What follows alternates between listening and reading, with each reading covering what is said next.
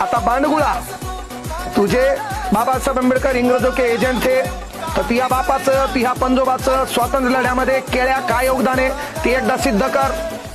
तिया बापानं तिया आजानं तिया पंजोबानं तिया कुळातल्या लोकांना कुठं इंग्रजांचा मार खाल्लाय, कोणत्या जेलमध्ये होते ते सिद्ध कर. का फक्त प्रकाश झोतात राहायचंय, कोणीतरी लाईक आणि व्ह्यू मिळावं, तू चर्चेत राहायला पाहिजे, तो नाव माहीत झालं पाहिजे. काल परवा एक दलिंदर है ना, काय वांधे काऊन आहे तुम्ही, तर तुम्हाला हे चर्चेत राहायचंय. कारण शेळे होऊन उठाचा मुका घ्यायचा नाही. काल का अरे रुमाल पांघरल्यानं सूर्याचं अस्तित्व मावळत नाही.